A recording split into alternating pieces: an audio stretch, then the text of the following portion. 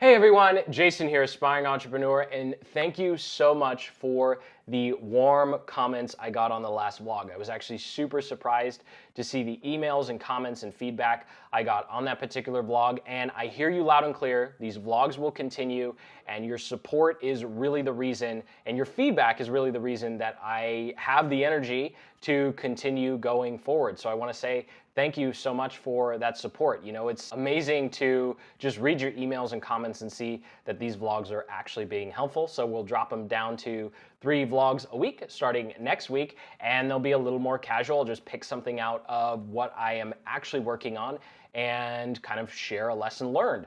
And today's lesson learned has to do with customer service. So whether you're selling physical products, digital products, you have clients like I do, I think my recent issue with ConvertKit this morning is a perfect case study on how not to handle customer service, specifically billing. I think there are a lot of different problems you can deal with as an entrepreneur servicing your clients or customers, but I think billing is kind of that one area where it gets really crazy and really emotional super fast, which kind of makes sense. I mean, people are taking their hard-earned money and giving it to you and entrusting it to you to help them achieve a result or for you to deliver a particular product or service to them.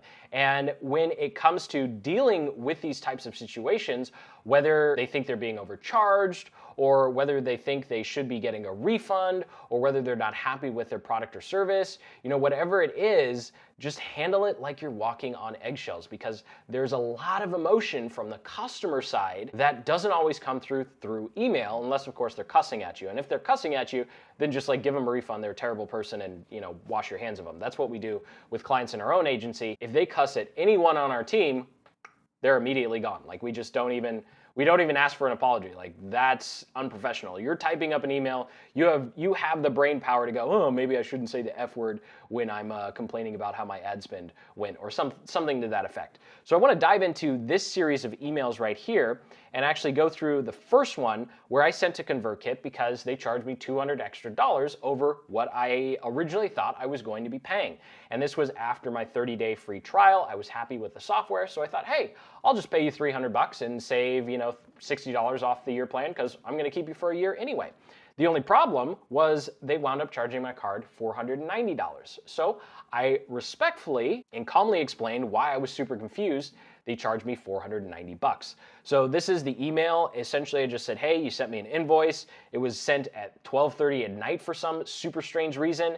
And the offer I purchased was completely different. And I'm not quite sure what's going on. So it'd be great if you tell me why you're charging me $200 extra. Now, this is going to be a case study in how not to handle this.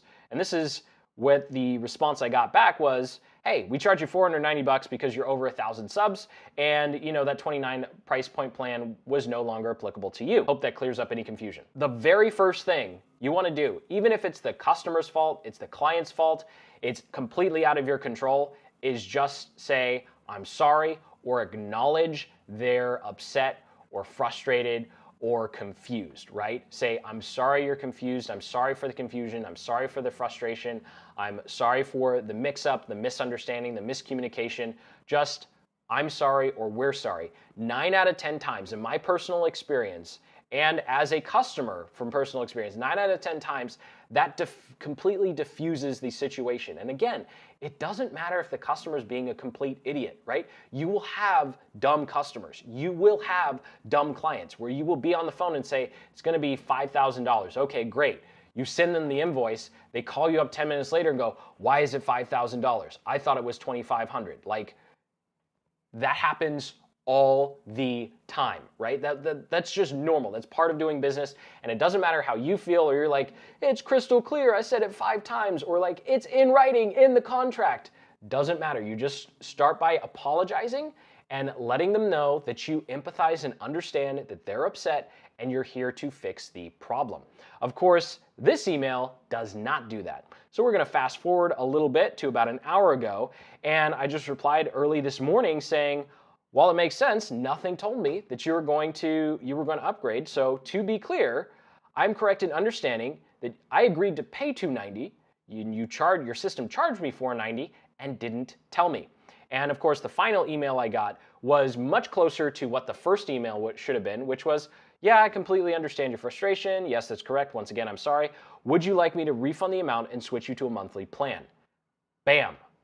If they had taken this email and combined it with the first one and say, I understand your frustration, I'm sorry, and then provide an actionable takeaway like, here's what I can do right now to solve the problem, to get you out of this painful situation that you're in, right? To them, it's 490 bucks. Like, who cares? To customer service person, who cares? Whatever. But maybe for me, that pushed me over my credit limit, right? Maybe all of a sudden you overdrafted my account. You have no idea what's going on. It could be $5, it could be $5,000.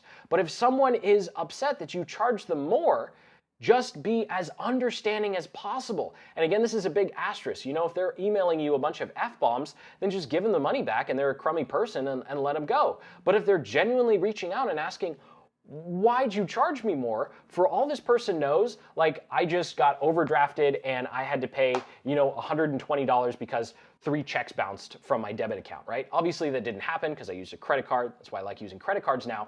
But there's no way to know, this customer service person to know what a big difference that $200 made. And I'm sharing this story not as like, oh, poor Jason, he got charged $200, blah, blah, blah, he's just whining. No, the reason I'm bringing this up is because it's a case study in how I'm going to be successful moving forward and how you're going to be successful moving forward. Because as technology progresses, as every single niche and marketplace becomes more and more competitive, one of the key differentiators to you as a business owner and entrepreneur is how you treat your customers, how you treat your clients. Because I know personally, as a digital marketing agency, there are a lot of agencies that do advanced analytics implementation. There are a lot of agencies that run Facebook ads, that do Google ads, that optimize YouTube advertising, or do organic YouTube content strategies. Like, one of the key differentiators that we can stand on is how we treat you as a client.